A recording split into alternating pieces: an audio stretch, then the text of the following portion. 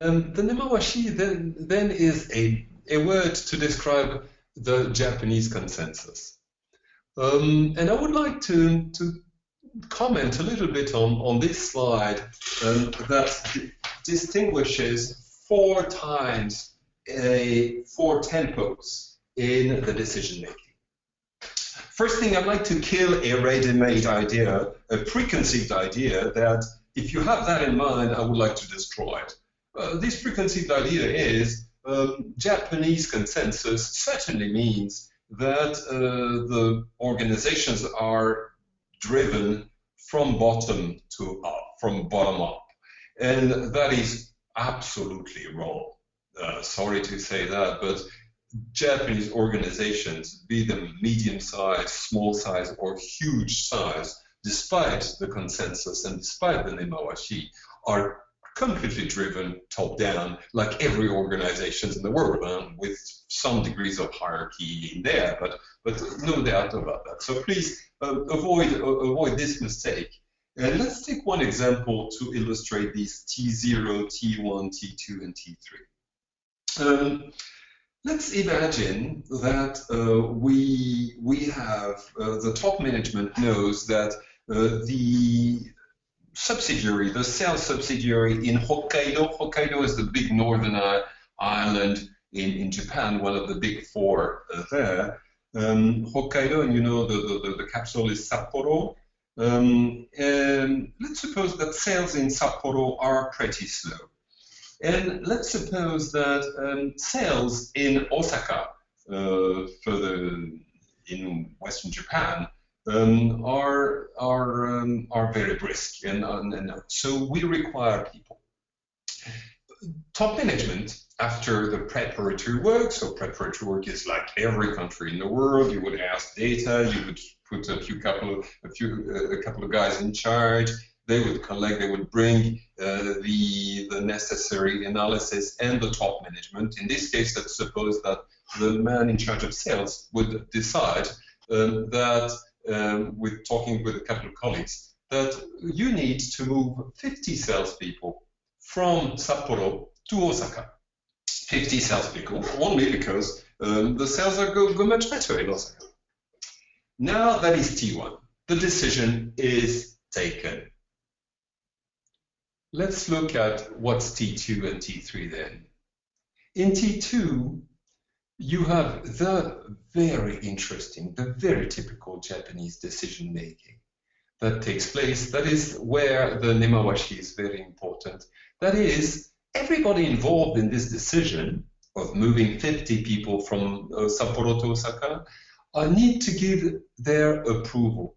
They need to give sufficient details to give their own approval. So let's suppose that in this sort of decision you would have the man in charge of sales in Osaka. You would have the man in charge of sales in Sapporo. You would have the general department. You would have the planning. Let's call it the budget. You would have the finance department to do the plan and to redo the sales objectives and all the stuff.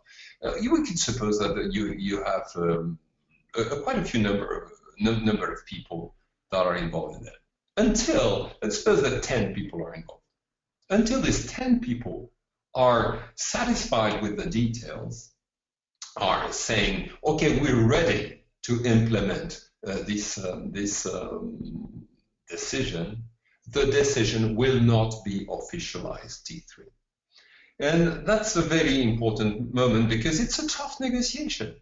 Let's not imagine that the harmony and the things says that Japanese colleagues between them do not negotiate really hard. So you would have the guy in Osaka saying, look, Yamamoto-san from Sapporo, I really need your 50 people now, very quick. And the top management said, the 1st of April is a good deadline, but I would like to have more people early to prepare their arrival. And the guy in Osaka said, but the guy in Sapporo says, but you're crazy. If I give you more than 50 people early, how am I going to follow up on Nissan customer or on Toyota customer? How am I going to follow up with my key account managers? And it starts a big negotiation. and everybody needs to be satisfied. And as I said, up to the guy in General Affair Department saying, sorry, gentlemen, but where do I sit? Where do I find a desk? Where do I find a computer for these 50 new people in Osaka where our premises are pretty full? And you would have these sort of tough negotiations. But we said negotiations as well as preparation, because in the end, you realize that the time that is spent in T2 is extremely, extremely useful when the decision is taken.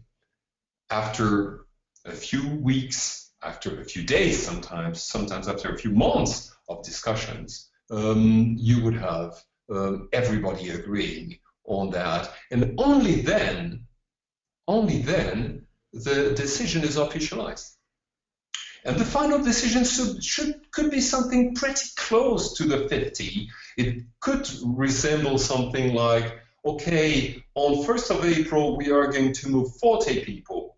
But the negotiation goes, you send me 5 key account managers ahead of this 1st of April, let's say December of the previous year, and I will send you later a bit more than the 5 missing. I will send you the 7 missing. So finally, in the end, you will have moved 52 people and not 50, and 5 will be coming ahead of time. 40, what did I say? Let's say 40 would have come on April 1st, such as decided by the top management, and the 7 remainder will be coming 6 months later.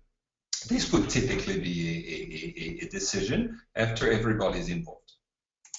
And I'm flashing to the last point, the last word, which is the ringisho. Ringisho is a very traditional, used to be a paper. It still exists in the Japanese organizations, but it's the place where you have the signature for the 10 people involved in T2.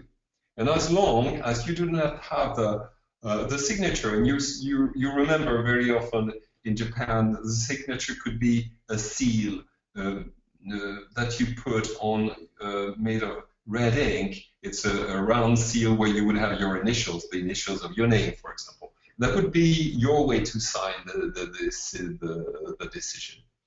And let me say it again. On the ringisho, so on this signature sheet, as long as you do not have the 10 signatures or the 10 seals, the decision will not be officialized. We won't go to T3.